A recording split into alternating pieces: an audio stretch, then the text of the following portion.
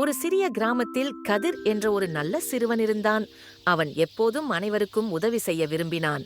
ஒரு நாள் கதிர் கிராமத்திற்குள் சென்றபோது ஒரு பெரிய மரம் அவனை அழைத்தது. மரம் சொன்னது, "கதிரே, நீ நல்ல பையன். நான் உனக்கு ஒரு பரிசு தர விரும்புகிறேன்" என்றது.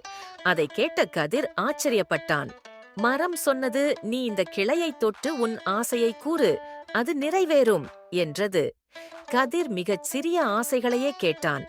பழங்கள், உணவு, நல்ல உடைகள் போன்றவைகளை மட்டும் வேண்டும் என்று கேட்டு பெற்றுக்கொண்டான். அவன் தனக்கு மட்டும் அல்ல, கிராமத்திலும் உணவில்லாமல் இருந்தவர்களுக்கும் உதவினான். ஆனால் கிராமத்தில் ஒரு சில பேருக்கு இது பிடிக்கவில்லை.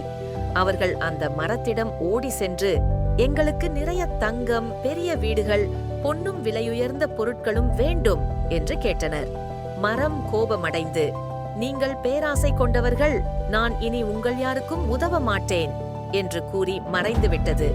அதை பார்த்த அனைவரும் மனம் வருந்தினர். அவர்கள், "நாம் சுயநலமாக இருந்ததால் மரம் நம்மை விட்டு மறந்து சென்று விட்டது" என்று உணர்ந்தனர். குழந்தைகளை, இதிலிருந்து நாம் புரிந்து கொள்ள வேண்டிய கருத்து என்னவென்றால், நாம் எப்போதும் நல்ல மனம் கொண்டவராக இருக்க வேண்டும். பேராசை தவிர்க்க வேண்டும்.